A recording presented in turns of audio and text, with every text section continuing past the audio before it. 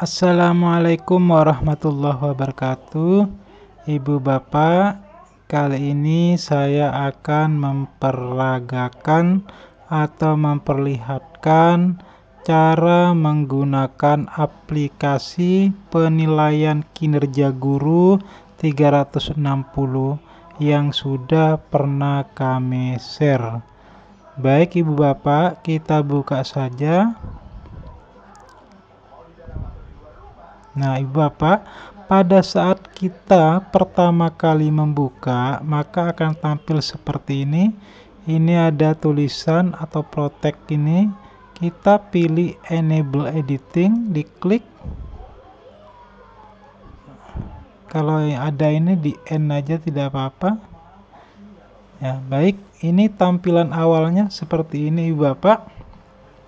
Nah, kalau sudah, kita di sini ada 4 menu ya, ada beranda, input data, cetak, kemudian petunjuk. Baik, untuk memulainya kita mulai dari input data. Kita awali dengan identitas guru ya.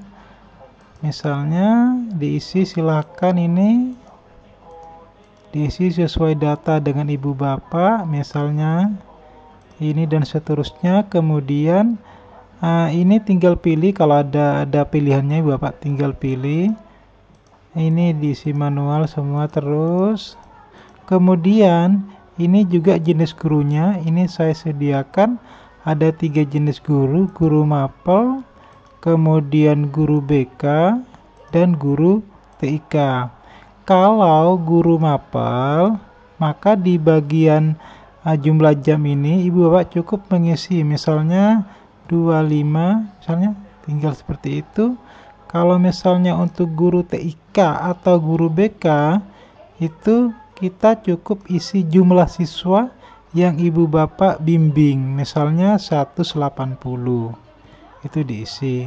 Ini jika ada tugas tambahan ya. Kalau misalnya tidak ada, ibu bapak cukup pilih yang strip ini. Ini penilaiannya dan seterusnya, tahunnya akan secara otomatis mengambil dari data di sini. Misalnya di sini saya kasih tahun 20, maka yang ini akan otomatis berubah 20. Ini juga nama sekolahnya, silakan ibu bapak ganti. Kemudian ini nama penilai, ini penilai dan seterusnya. Silahkan ibu bapak juga ganti. Ini nama kepala sekolah, ini pengawasnya, kemudian ini tanggal pelaksanaannya ya. Kalau sudah, nanti silahkan ibu bapak isi kehadiran. Kehadiran ini diisi untuk keterlambatan datang itu dalam waktu menit, pulang lebih cepat juga menit, kemudian tanpa keterangan itu hari. Saya ambil contoh di bulan Maret misalnya, saya terlambat 20 menit. Kemudian pada bulan April saya alfa tanpa keterangan 1. Kemudian bulan September misalnya pulang lebih cepat 10 menit misalnya itu ya. Nanti sesuaikan dengan data guru yang ibu bapak nilai.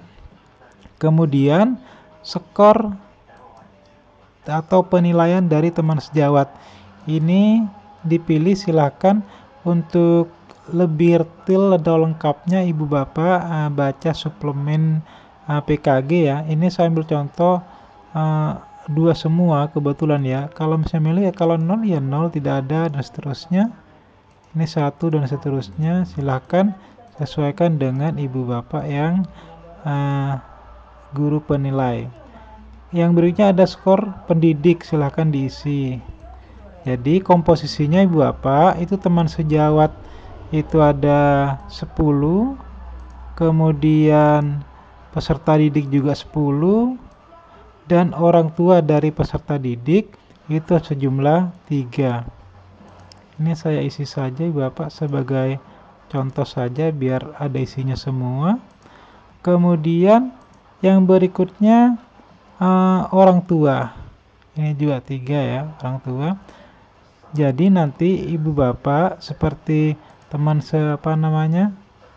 teman sejawat, kemudian peserta didik, skor dari orang tua, ini diambil dari instrumen yang ibu bapak bagikan ke masing-masing responden tadi.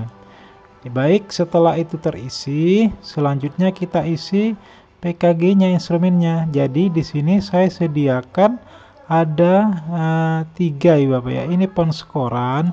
Penskoran itu kalau ibu bapak melaksanakan secara benar yang ideal, ini ada nomor pengamatan. Nomor pengamatan ini diambil dari catatan fakta yang ibu bapak buat pada saat ibu bapak melakukan pengamatan di dalam kelas. Jadi artinya apa ini? Misalnya pada poin 1 ya, untuk BK ini ya, pada poin 1 ibu bapak dalam pengamatan yang sesuai itu nomornya ini. Jadi sekali lagi, nomor yang dicantumkan di sini itu adalah nomor yang terdapat pada lembar pengamatan yang ibu bapak buat pada saat mengamati guru. Nanti kemudian di sini deskripsi alasan pemberian skor. Misalnya saya memberikan skor 2. Alasannya apa? Ya sudah gini, bukti sudah lebih dari cukup untuk mendapatkan skor dan seterusnya ya. Saya isi aja dan seterusnya.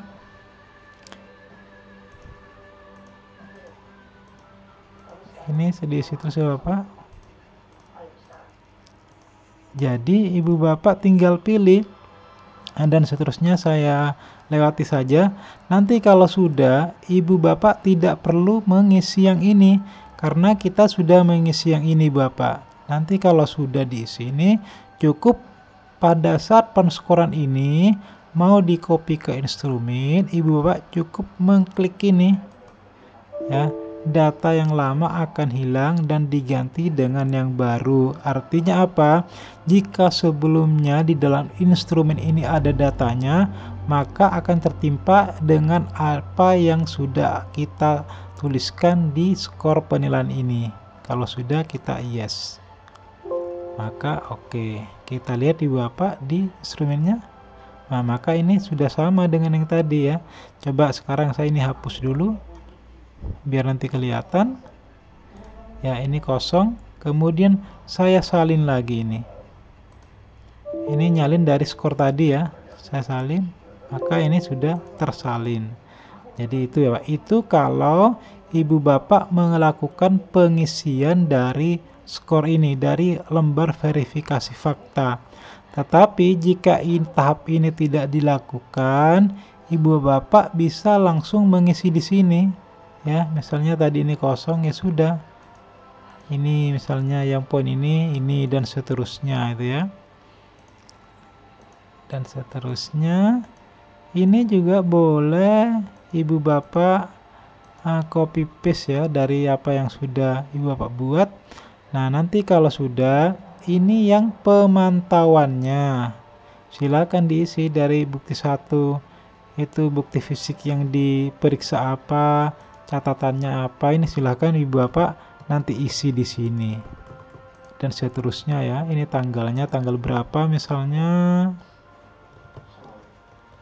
dan seterusnya. Nah kalau sudah, nah ini untuk yang tugas tambahan menjadi wakil kepala sekolah, kepala perpustakaan, kepala laboratorium. Kalau ibu bapak tidak mendapat tugas yang tersebut tadi, ya ini tidak usah dikerjakan. Kalau misalnya ada ya silahkan dipilih. Nah ini perhatikan, maaf tugas tambahan yang dipilih tidak sesuai. Saya pilih yang ini, maaf tidak sesuai. Ini juga maaf tidak sesuai. Kenapa? Karena pada di identitas ini saya kan tidak memiliki tugas tambahan ya. Kalau ada, misal saya menjadi wakil kepala sekolah kurikulum, berarti saya akan bisa membuka ini ya. Ini juga diisi, maka nanti ini adalah wakil dari kepala kurikulum. Misalnya saya mendapat tugas menjadi kepala lab, ya sudah dipilih sini kepala lab. Maka pada saat saya memilih wakil kepala sekolah, ya tidak akan bisa ibu bapak ini ya, karena tidak sesuai. Yang bisa nanti adalah kepala kepala lab ini. Ini ada instrumen kepala lab, kemudian ada wawancara. Itu ya untuk inputannya. Selebihnya Ibu Bapak, isian ini hanya ada pada input data. Sedangkan yang bagian ini adalah khusus untuk mencetak hasilnya. Jadi kalau untuk PKG silahkan Ibu Bapak ini aja. Nah, kalau Ibu Bapak ingin mengganti logonya, cukup ini aja, ganti logo ya. Misalnya saya mau mengganti logo apa ya, misalnya ini, kemudian saya pilih, maka sudah terganti gitu ya. Saya ganti lagi, misalnya saya pilih yang ini ya, Jatim. Nah seperti itu.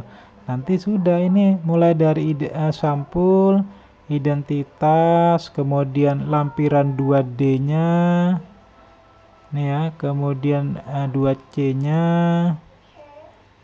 kemudian lembar evaluasi ya. Nih ya, kemudian kalau ingin mencetak kuesionernya ya sudah di sini. Ini kuesionernya, ini untuk masing-masing kuesioner tadi ya. Ini silahkan dipilih. Kalau mau mencetak ya ini, cetak responden yang aktif ini, atau responden nomor berapa sampai berapa, atau untuk semua responden silahkan. Termasuk juga yang siswa, kemudian yang orang tua. Ini rekap ke tidak hadirannya tadi. Kita tadi di sini ya, tadi datang terlambat 20, kemudian tadi cepat pulang ini, kemudian alfanya 1. Itu ya Pak. Itu untuk guru guru BK ya tadi. Sedangkan untuk tugas tambahannya tadi kita kan memilih tugas tambahan kepala lab ya. Nah, maka yang sini akan muncul kepala labnya seperti itu Bapak. Saya rasa itu Bapak. Nanti kalau misalnya untuk penggabungannya di sini saya sediakan 2, ada yang format lama, kemudian ada yang format baru. Saya buat seperti ini. Ini yang sudah jadi digabungkan antara penilaian PKG dengan penilaian tugas tambahan, kemudian digabung dengan yang teman sejawat, kemudian peserta didik, orang tua, dan kehadiran, sehingga diperoleh angka seperti ini ya. Kalau ingin melihat ya sudah preview dulu, ini previewnya. Kalau ingin mencetak boleh menggunakan ini atau boleh menggunakan Ctrl P ya. Itu baik Ibu Bapak, itu yang mungkin dapat saya sampaikan cara penggunaan aplikasi PKG 360. Mudah-mudahan bermanfaat. Kurang lebihnya mohon maaf. Saya akhiri. Assalamualaikum warahmatullahi wabarakatuh.